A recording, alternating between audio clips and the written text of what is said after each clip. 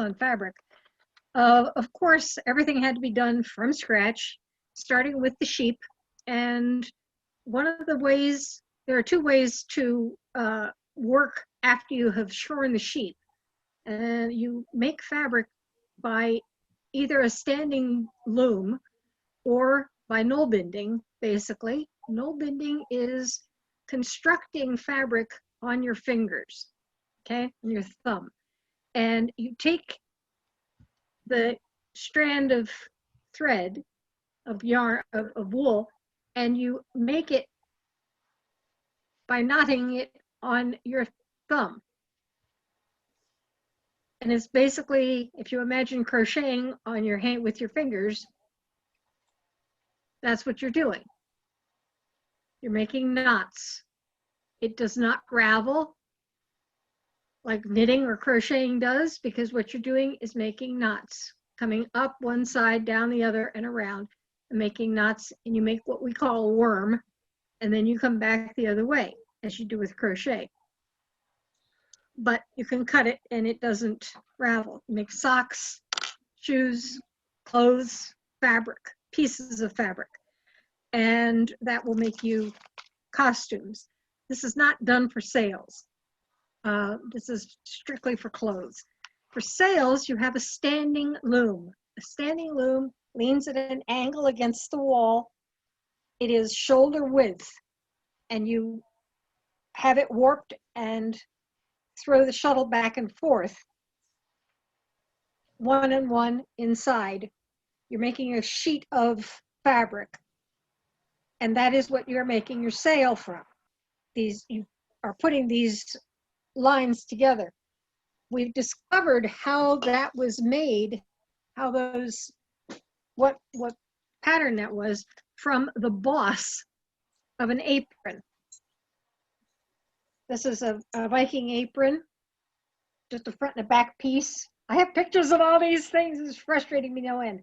Anyway, so you've got your apron with on your dress, and you've got these bosses for fastenings and decoration. You would have a chain between them, which probably would hold household keys and so forth. But the clothes were not, the fabric did not survive over over a century.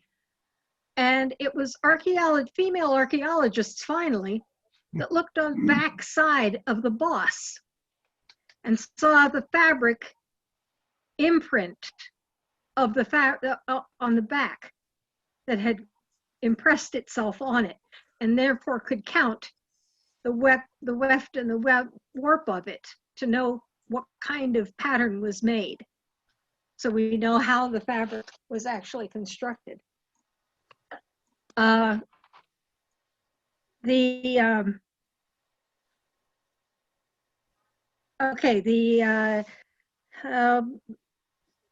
sails would then be stitched together just like regular stitching. A needle is a needle is a needle. A caveman would recognize the same needle that we use today, but not the materials. Once you've got a perfect tool, you've got a perfect tool. Oh, I was going to say one other thing about the wool. You see is short.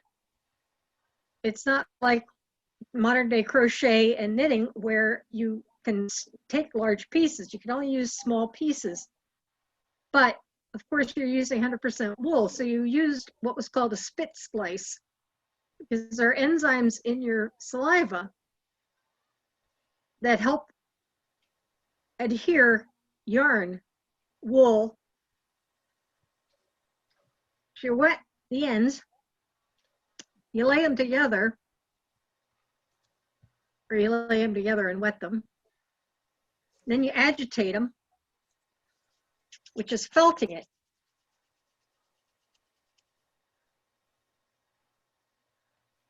And you've made a join. Gives me great confidence to realize that our sails are held together with stick. It's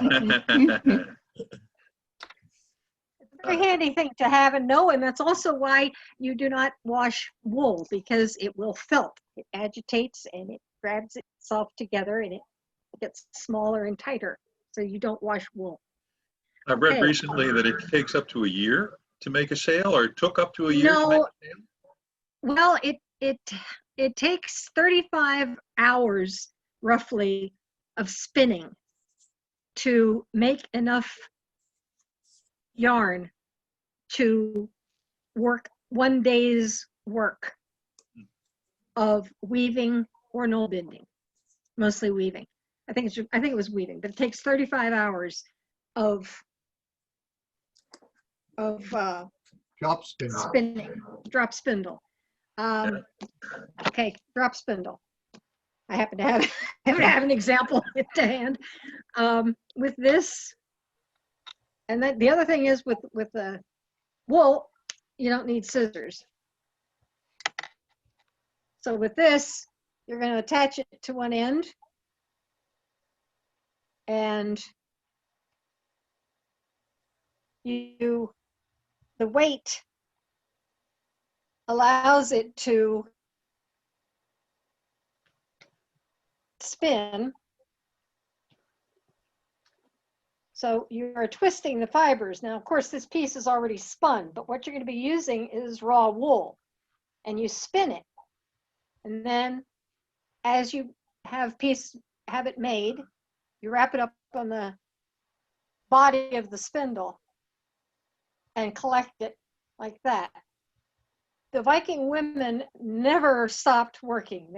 This is a drop spindle that could be used as you were walking between the cow shed where you are going to milk the cows and back to the house where you're going to take care of the kids and so forth and so on. But you would do this and you hooked it into your belt so that you were always using your hands. This will drop down to the ground, and you had a pouch that carried the raw wool, and you would always have something doing with your hands. And when you had this done, now you can do your knol binding as you were walking. One of the reasons that we know that the Vikings landed in Newfoundland is they had the spindle whorl. They found a spindle whorl, which is this piece, the weight. And it is an example also. You can learn an awful lot in archaeology from a piece of something. When you find a spindle whorl, you know a couple of things. There were women, because men would not do this. You know approximately what period. Yes, Bruce, you would not do this. You would, you can, once you know that women were with you, you know what kind of a trip it was, okay, that you are going to settle when you're there. You know you had sheep, because they did not know whether or not they were going to have sheep, and there's no point in having a spindle whorl unless you know you're going to have sheep so that you can use it, et cetera, et cetera. I mean, you can build a society out of one piece of archaeology like that. So, yeah, okay. What's next? Enough on that. I have a question. Needles until the present day were dangerous because of tetanus and other problems. Did they have any? Do you know if they had any methods of protecting themselves against dangers like that? I do not know. They used thimbles, or they just were real careful? They had leather thimbles. Yeah, Okay. they would use a flap of leather for a thimble and just tie it on the back of it. I've seen those. Mm-hmm. Yes. I think And they also used bone and wood to make their and needles. antlers. Sure. Right. But those are for the knol binding needles. Yeah. I'm using I've sewn with a bronze needle, and it's actually fairly hard to stab yourself with a bronze needle. It's sharp enough to go through hand woven fabric. I know because I've done it. It's a little harder than a modern needle. It's very hard to stab yourself. While I'm on, I have a question which may bore everyone else, but because I weave on the warp weighted loom, I'm interested in this and your opinion of what actual weave they used for the sails. I don't know. Nobody really knows because they didn't survive. There are any manner of speculation about linen, wool, and what kind of sealing that they did to make it waterproof. There's most recent speculation I heard was that the bottom third only was waterproofed to keep the weight down, so that they didn't have the top 2/3 weren't weighted by waterproofing. As far as the actual warping and woofing, I'm not sure what the weave was. There For have woven been, woolen fabric, they did a process called walking, WAULKING, where you wet the fabric and you kind of pound it around, and that tends to almost felt the fabric. So that may have been how they waterproofed that lower part. there make it have done. been some samples found on ships and in old church ceilings and such, but whether they're actual pieces of sail or not is still open to debate. It's one of those areas that's been neglected for years and years, and now that we're interested in it, of course, digging out the data is very difficult. Yeah, I've never tried to make a sail, but I have had some experience making a Viking tent and believing that the tents were probably the sail thrown over a Yes, they were. frame. I decided to use what I thought might have been a method for the sail. So because I can't weave enough on the warp weighted loom to try it that way, I purchased some wool twill. I fold it in my washing machine on high, and then painted it with the mixture of linseed oil and turpentine with a little red ochre thrown in. Oh, that's nice. It Yeah. has worked for a tent. We have slept many times in this tent in all types of weather, and it has held up. But as I say, I've never tried it for a sail. Yeah, with the tent, you've got the two oars here, throw the sail over, and put in oars for a frame at the bottom. So you We tried didn't to need to carry a special tent. Yeah, although they did actually have some special tents on the Yeah. Oseberg and Gokstad Yeah. boats, and when we made our tent frame, we made it similar to one of those. Our small boat, or our afterboat, the fairing boat, is rigged for sail also, and it's only 80 square feet, 8 by 10. So for years we've been talking about, wouldn't it be nice if we had a wool sail that we could experiment with? We've got cotton canvas, but But yeah. they haven't found any of us willing to spend the time. yeah, Was wool used for mostly because it was more abundant and more practical? It sounds like with the waterproof properties as opposed to flax. I mean, were there linen or flax sails? Go ahead, Bruce. One of our pet theories, which may or may not be true, is when you look at the earlier picture stones, it's got the diamond pattern. And then by the time you get to the later coins and the Bayeux tapestry, it's in stripes. Suddenly it's in stripes. We think that marks a transition between wool and linen. They had linen, and also by that time, the later Viking period, you're running a trade empire that runs all over Western Europe and into the Middle East and who knows beyond which.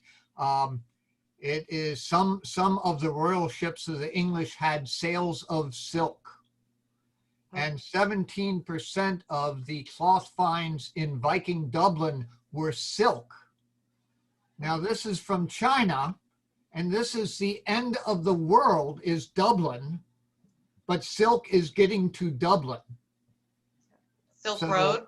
by that time, right, the Silk Road, Yes. right? Mhm. By that time, you have a lot of trade going on. So even if Scandinavia is not that hospitable towards linen, towards flax, there's plenty of other sources for it. So There was that's our lots of- theory. Reality may vary. Yeah, I've seen in the Roskilde Museum, Anna Ostergaard was weaving a sail for one of their ships, and she was weaving it of linen. And it was really impressive to watch it, because she's one of the best warp-weighted loom weavers, probably the best warp-weighted loom weaver alive today. And so I asked her how much she could weave in a day, and she could weave about half a meter in a day, and this was only arm span width. So if you think about how long it would take to make a sail, and she's the best there is today. Right, but it's communal work. Okay, your wife isn't the only one weaving your sail. Okay, everyone in the community, our joke is it takes a village to raise a village. All of your family is your logistics, your support troops, but especially the women. They're running things, the provisions and such.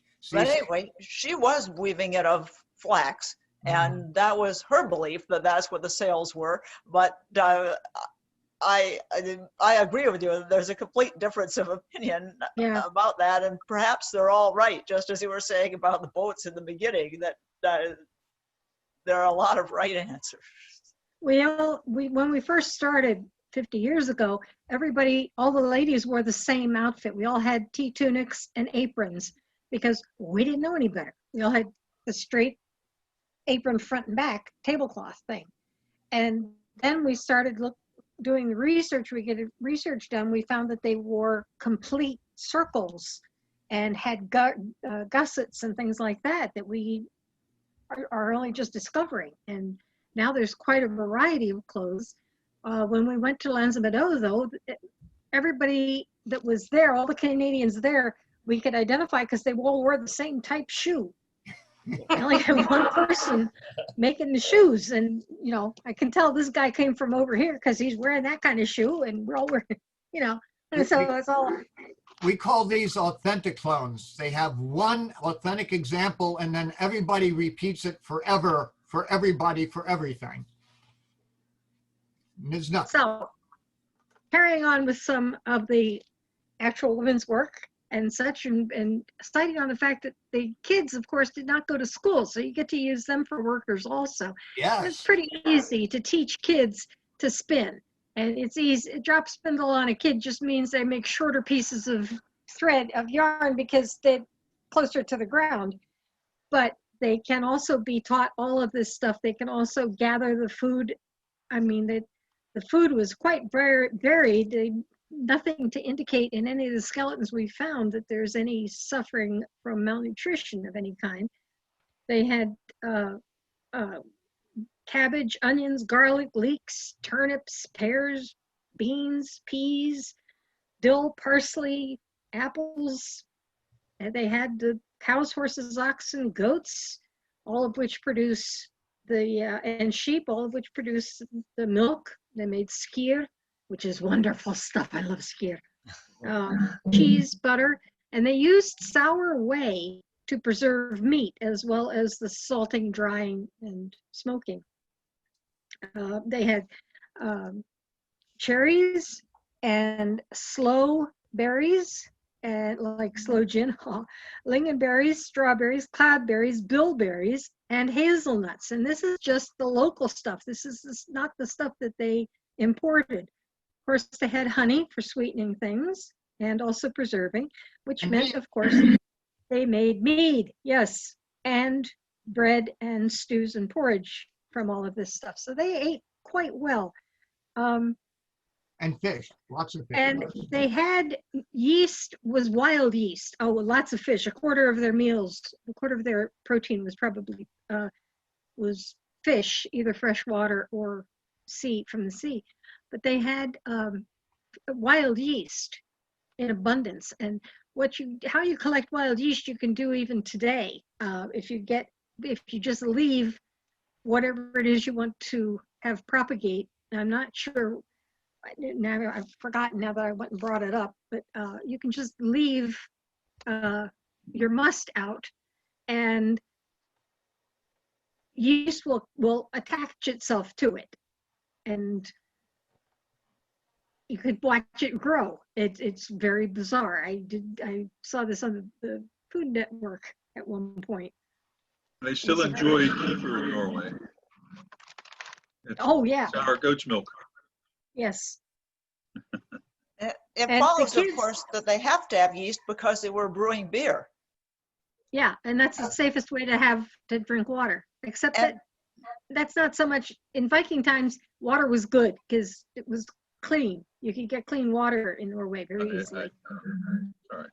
unlike Um, medieval I'm- towns and cities. I'm watching the clock here. So if we're going to get to the movies.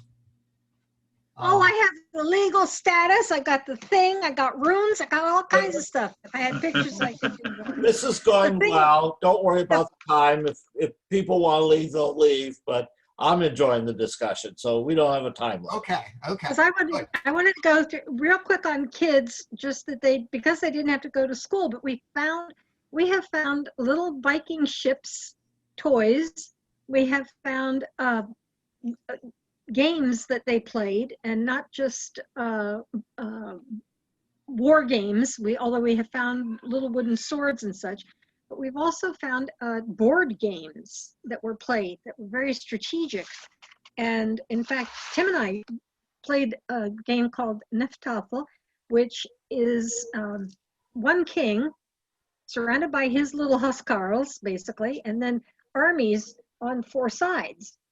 And there are no kings on those. And the speculation, our speculation is that these four guys are the Vikings attacking the city with the king in it. And it's virtually impossible. The king has to get to a corner to win.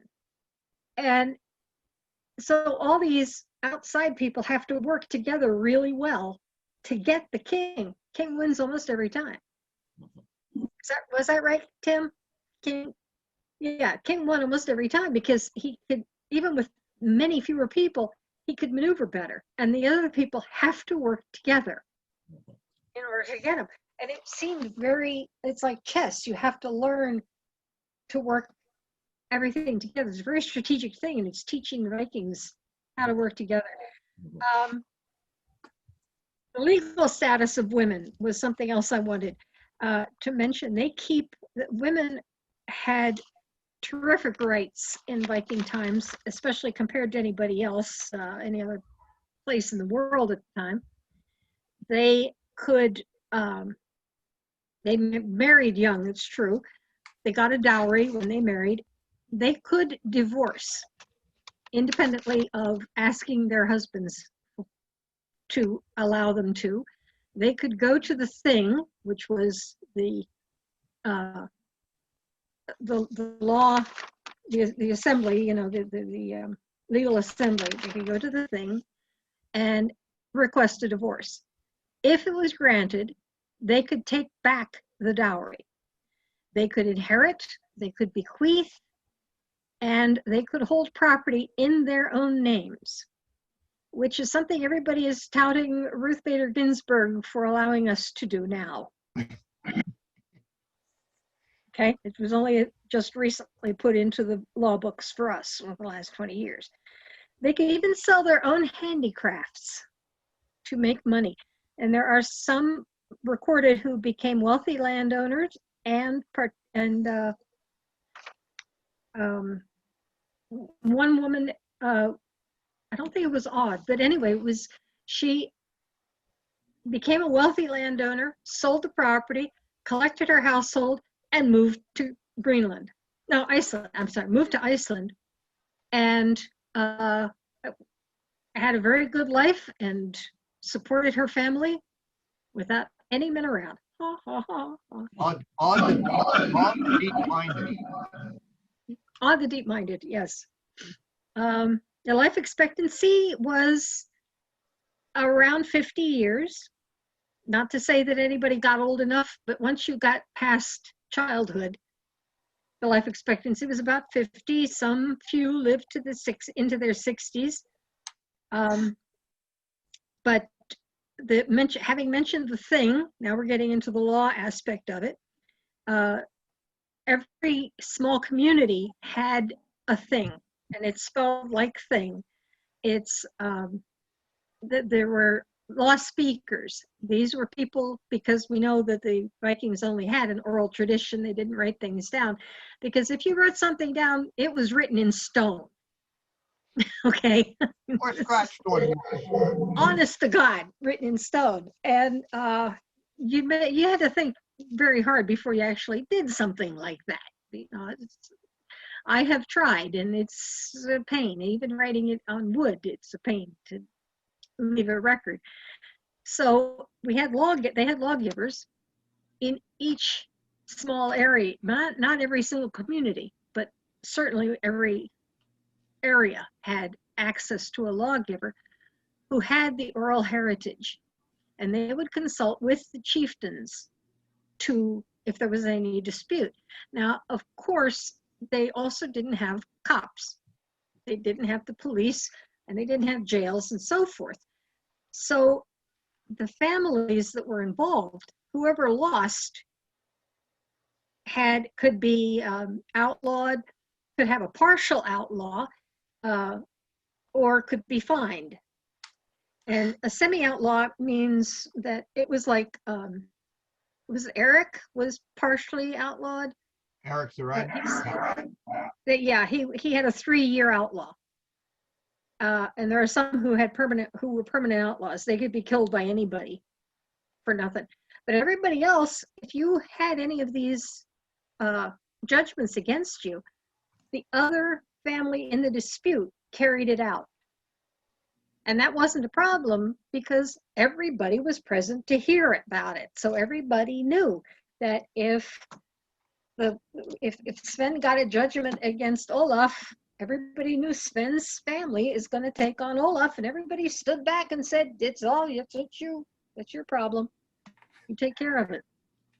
So there weren't a whole lot of family feuds. There were some, of course, but the entire community knew what was going on for them. If there were family feuds that were not being taken care of by the thing, if they couldn't wait for whatever reason, then you would probably have a home gang where they got together and fought it out again in front of the community. There was a great deal of that. Everybody had to work together. And that usually went to the first blood rather than death because people were valuable. If it was absolutely the worst possible thing, you became a slave. And one of the things that they raided for was to pick up slaves, not just for gold or silver or whatever, but they also got slaves, which we know of as thralls, Thralls, and which is where we get the word enthralled in English. We got a lot of words from the Vikings in modern day English. Place names I wanted to mention, which we'll bring back into the law in a second, because place names, we already know things like Thorpe means a satellite farm. So any of these lovely English place names ending in Thorpe. Toft, Thwaite, like Slaithwaite, Scagness, Inverness. Ness means promontory or headland. Kirk, church, also in Norwegian. I like Ness. Loch Ness means a wet headland. There's also, however, Ardtornish Point in Scotland. And it's Gaelic, Old Norse, and Middle English, and it means headland, headland, headland, headland, headland. Because every time they came across the word, the new guy would come along and say, "Oh, it's called Ard. Well, we're going to call it Ardtor." The next guy comes along and says, "Ardtor. What is that? It's a point. It's Ardtornish." Okay, well, that's fine. We'll call it Ardtornish Point, as the next guy says. So everybody's adding their own word for it. So you've also, the way I discovered this is Torpenhow Hill is hill, hill, hill, hill. And there are a couple places you look at them, you get waterfall, waterfall, waterfall is another fun one. And things like that. Lake Windermere is Lake Windersmere Lake. But a lot of these English words have the Norwegian ending by. BY, which means settlement or village or something like that. And it's a Viking ending, of course, like Selby, Whitby, Rugby, and so forth. That BY is also used and enshrined in our word bylaws. I just learned that. That's where our word bylaws comes from, is from the Old Norse for a small settlement. And this is, you can see how this all ties together. This The is other how thing it is, works. the other thing tying things together is with the Old Norse words is the days of the week that we use. Today being Tirsdag, the day of Tyr, All-Father. And tomorrow, of course, is Wodenstock. The next day is Torsdag. And then we get Freitag. So all the good, hardworking days of the week are named for the Norse gods. And that's where I end. Okay, thank you. Very good. Any good presentation? Interesting. Any questions?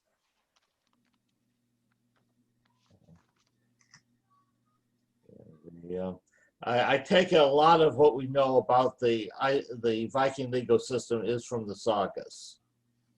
Is that Yes. correct? Yes. And With so, but it's sort of interesting that oftentimes women's rights occur in more primitive societies. I mean, I was just thinking that in the United States, Wyoming was the first state to have women's suffrage, you know, is that women become rights just because they're more necessary to the society. Is that maybe a valid theory? Just curious. I think so, because I was discussing this with a friend and pointed out that women have always had to be the ones who take care of the place when the men go off to war. Mm-hmm.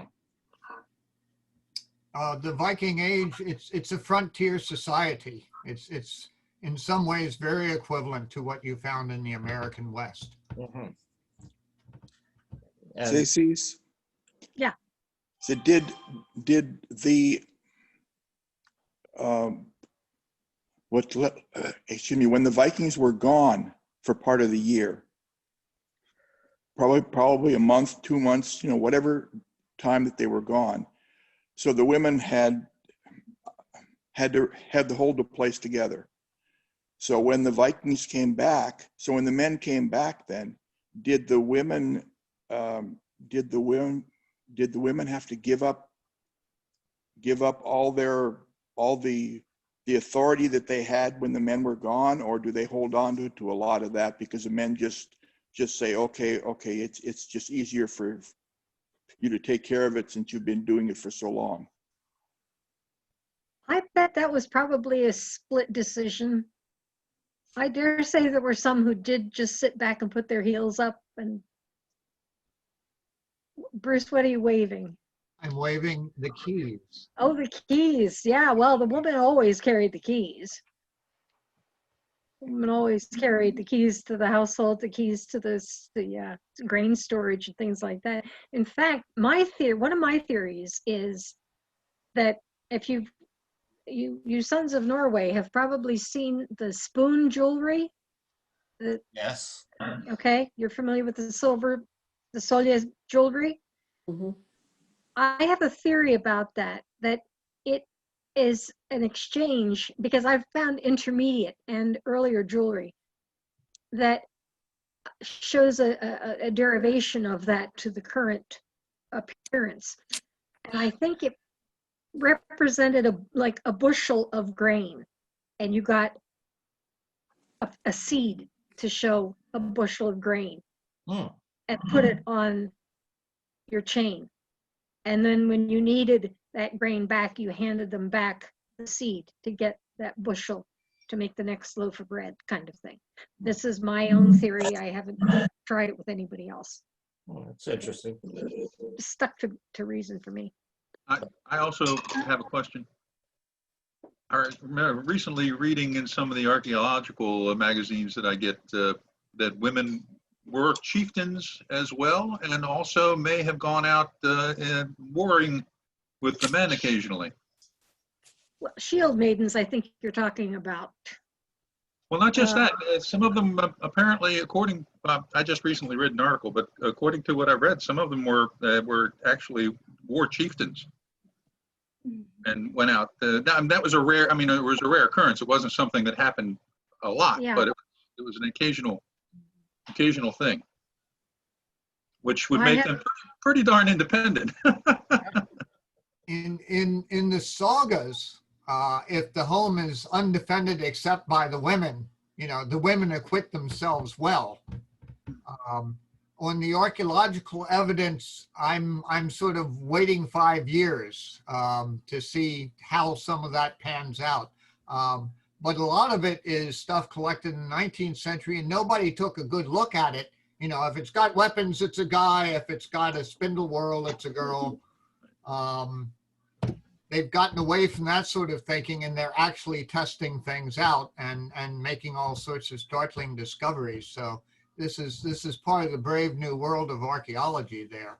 So it's going to be interesting to see how much of that is as we now think it might be, as opposed to the orthodoxy that we held. If you don't like the current interpretation of history, wait 5 years. And they have found swords in female graves. Yes. So in ancient Norway in Viking times, you didn't want to make your wife mad. No. And you still don't. I've got a question. How much do we know about the Vikings and slaves? Do we know any numbers or what proportion and how they were dealt with? A fair amount. There's laws regulating it. They're also covered in the Havamal. I think it's a Havamal in the writings and the legends, as opposed to the family sagas, in which the nobleman was all men were fathered by Heimdall, I think it was, and the noblemen, of noble family and noble birth, and then the sort of the middle class, and then stupid and peasant, and then there's thralls. The Vikings had a pretty good slave trade going on. It's a joke, but it's based on reality that Vikings would sell Irishmen to Arabs, and they'd sell Arabs to Irishmen, and Slavs to anybody. And Slav, okay, all of our friends from Central Europe, that's where the term slave came from.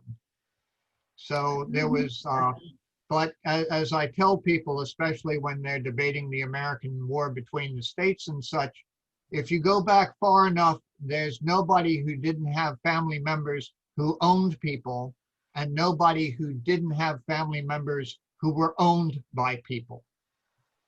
It was a common condition, and it was very widespread, and it varied greatly in degree of privileges and oppressions. Frequently, the thrall was a step or two behind you or below you, but you and he worked together, or she worked together with you out in the field or in the kitchen or milking the cows. And also, it represented a luxury. Do you want to milk the cows, or do you want to send a guy that your husband brought home last year to milk the cows at 4 a.m.? Oh, send Bjorny. Yes. All right. Okay, I also wanted to cover the Vikings in the media. Ah,